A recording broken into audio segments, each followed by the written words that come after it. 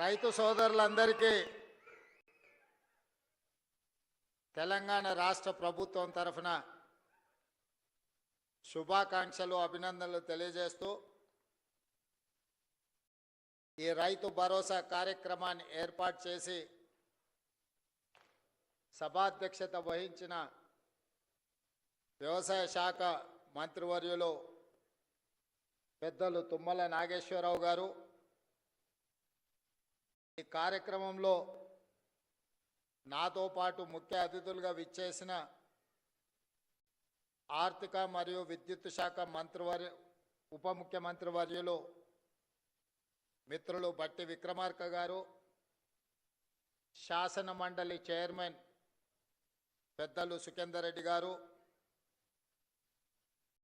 తాగునీటి పారుదల పౌర సరఫరాల శాఖ మంత్రివర్యులు సోదరులు ఉత్తమ్ కుమార్ రెడ్డి గారు, రెవెన్యూ శాఖ మరియు హౌసింగ్ శాఖ మంత్రివర్యులు మిత్రులు పొంగులేటి శ్రీనివాస్ రెడ్డి గారు, మరో సహచార మంత్రివర్గ సభ్యులు వాకిటి శ్రీహరి గారు, మరో సహచార మంత్రివర్గ సభ్యులు మహమ్మద్ అజారుద్దీన్ గారు, ఈరోజు రైతు వేదిక నుంచి కంచకరావుపల్లి కొల్లాపూర్ శాసనసభ నియోజకవర్గం నుంచి పాల్గొంటున్న సహచర మంత్రివర్గ సభ్యులు జూపల్లి కృష్ణారావు గారు, అదేవిధంగా మీర్జాపూర్ రైతు వేదిక నుండి ఈ సమావేశంలో పాల్గొంటున్న మిత్రులు సహచర మంత్రివర్గ సభ్యులు పొన్నం ప్రభాకర్ గారు, వేదిక మీద ఉన్న పార్లమెంట్ సభ్యులు, శాసన మండలి సభ్యులు, శాసనసభ్యులు, వివిధ కార్పొరేషన్ల చైర్మన్లు, ఈరోజే బాధ్యత చేపట్టిన తెలంగాణ రాష్ట్ర ప్రభుత్వ ప్రధాన కార్యదర్శి గారు, వ్యవసాయ శాఖ ఉన్నతాధికారులు, రెవెన్యూ శాఖ అధికారులు, ఆర్థిక శాఖ అధికారులు, మీరందరూ ఈ పండుగ కార్యక్రమంలో శిల్పారామంలో పాల్గొన్న రైతు సోదరులతో పాటు తెలంగాణ నలుమూలల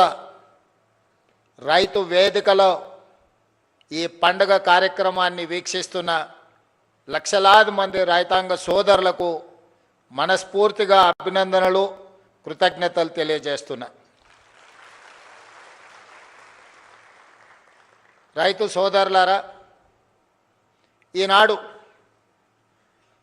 తెలంగాణ రాష్ట్ర ప్రభుత్వం డిసెంబర్ 7, 2023 నాడు ప్రజాపాలన బాధ్యత చేపట్టినప్పుడు 30 నెలల పరిపాలనలో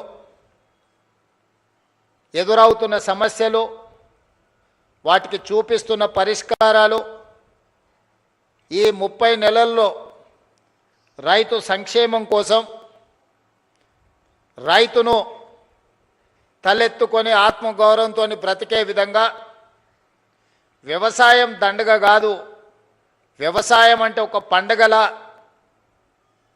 ఈనాడు తీర్చిదిద్దాలి అని మన ప్రభుత్వం సంపూర్ణంగా ప్రయత్నం చేస్తుంది. ఇవాళ కొన్ని అంశాలు వేదిక మీద ఉన్న మా ఆడపడుచులు, మా అక్కలు, మా చెల్లెండ్రు చాలామంది చదువుకున్న వాళ్ళు ఉన్నారు. మా యువమిత్రులు ఒకప్పుడు పంచగట్టుకొని వ్యవసాయం చేసే కాడి నుంచి పాయింట్ షర్ట్ వేసుకొని వ్యవసాయం దాటి ఈరోజు సూట్ వేసుకున్న సోదరులు కూడా వ్యవసాయ పనుల్లో నిమగ్నమవుతున్న సందర్భంలో కొన్ని అంశాలను మీ ముందు ప్రస్తావించాలని ఈరోజు నేను భావిస్తున్నా. మద్రాసు నుంచి ఆంధ్రప్రదేశ్ రాష్ట్రం విడిపోయినా ఆనాడు ప్రకాశం పంతులు, బెజవాడ గోపాల్ రెడ్డి ముఖ్యమంత్రులుగా, నిజాం సర్కారు నుంచి విముక్తి కలిగిన హైదరాబాద్ రాష్ట్రానికి మొదటి ముఖ్యమంత్రిగా పాలమూరు బిడ్డ బూరుగుల రామకృష్ణారావు గారి నుంచి మొదలు పెడితే ఉమ్మడి రాష్ట్రంలో నీలం సంజీవరెడ్డి కావచ్చు, చివరి ముఖ్యమంత్రి కిరణ్ కుమార్ రెడ్డి గారు కావచ్చు, 19 మంది ముఖ్యమంత్రులు 1947 నుంచి 2014 వరకు 6 దశాబ్దాలు పైగా పరిపాలన సాగించి మన రాష్ట్రం మీద రాష్ట్రం విడిపోయినప్పుడు తెలంగాణ ప్రజలకు అప్పు ఇచ్చింది 69,000 కోట్ల రూపాయలు. దాదాపుగా 60 ఏళ్ళు 18-19 మంది ముఖ్యమంత్రులుగా బాధ్యతలు చేపట్టి తెలంగాణ రాష్ట్రం ఏర్పడే నాటికి మనకిచ్చిన అప్పు 69,000 కోట్ల రూపాయలు అక్షరాల. జూన్ 2, 2014 నాడు ప్రత్యేకంగా ఏర్పడిన తెలంగాణ రాష్ట్రం యొక్క అప్పు 69,000 కోట్ల రూపాయలు. జూన్ 2, 2014 నాడు కల్వకుంట్ల చంద్రశేఖరరావు గారు పెద్దలు తెలంగాణ రాష్ట్ర ముఖ్యమంత్రిగా బాధ్యతలు చేపట్టి డిసెంబర్ 7, 2023 నాడు ప్రజాపాలనలో ప్రభుత్వాన్ని ఏర్పాటు చేసిన తెలంగాణ రాష్ట్ర 2వ ముఖ్యమంత్రిగా నాకు బాధ్యత అప్పజెప్పినప్పుడు ఈ రాష్ట్రం యొక్క అప్పు 8,11,000 కోట్ల రూపాయల అప్పు.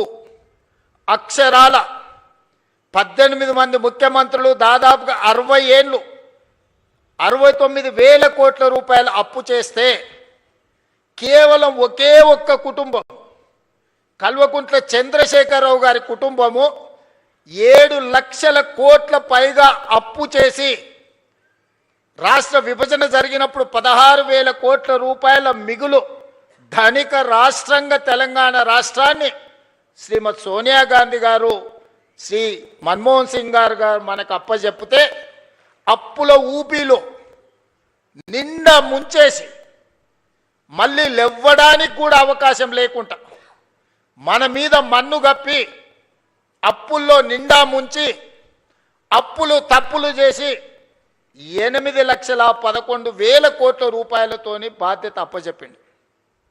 ఎన్నికల సందర్భంగా 6 లక్షల కోట్ల రూపాయల అప్పు ఉందని మేమంటే కాంగ్రెస్ అబద్ధాలు చెప్తుంది, 4 లక్షల కోట్ల అప్పు కూడా లేదని బుకాయించే ప్రయత్నం చేశాడు.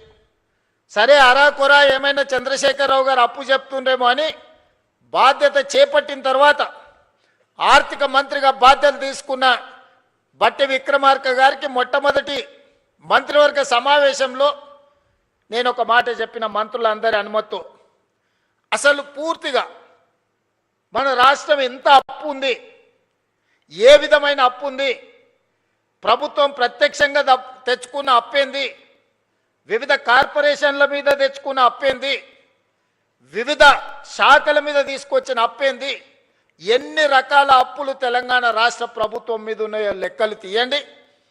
ఆర్థిక శాఖలో పనిచేస్తున్న అధికారులను పిలిచి కూర్చోబెట్టండి.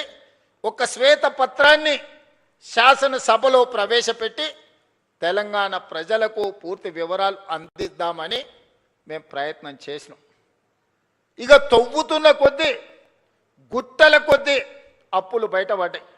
అప్పులే కాదు, అందిన కాడికల్లా చేబదులు తీసుకొచ్చి 7 తారీఖు నాడు నేను బాధ్యత తీసుకొని ఆఫీస్కి వచ్చి చీఫ్ సెక్రటరీ గారిని పిలిచి ఈ నెల మీ జీతం వచ్చిందా అని అడిగిన. మా జీతం ఎక్కడిది సార్, నెల చివరికి కానీ వచ్చే పరిస్థితి లేదు, అది కూడా ఇన్స్టాల్మెంట్లలో ఇస్తున్నారు సార్. వెనకటికి ఎప్పుడో మేము టీవో ఫ్రిడ్జో కొనుక్కునేది ఇన్స్టాల్మెంట్లలో, ఇప్పుడు మా ప్రభుత్వ ఉద్యోగులకు 7 లక్షల మందికి మాకు ఇన్స్టాల్మెంట్లలో జీతాలు ఇస్తున్నారని చెప్పాడు. అదేందా ధనిక రాష్ట్రం, ప్రభుత్వ ఉద్యోగులకు కూడా జీత భత్యాలు ఇవ్వలేని పరిస్థితి అంటే ఇది ఇయ్యాలగా సార్, ఆయల్లటి నుంచి గిట్లనే ఉంది, మేము ప్రభుత్వ ఉద్యోగస్తులకు జీతాలు ఇవ్వలేని పరిస్థితుల్లో తెలంగాణ రాష్ట్రం ఉందని చీఫ్ సెక్రటరీ గారు చెప్పారు. ఇది వాస్తవం. అందుకే ఆ రోజు స్పష్టంగా చీఫ్ సెక్రటరీ గారికి చెప్పిన, ప్రభుత్వం అంటే యజమాని, యజమాని తన దగ్గర పనిచేసే వాడికి 1 తారీఖు నాడు జీతం ఇవ్వకపోతే ఆ యజమాని మీద పనివాడికి అసలు భరోసానే ఉండదు. భరోసా ఉండడమే లేకపోవడమే కాకుండా పని చెప్పాలంటే కూడా యజమానికి ధైర్యం ఉండదు.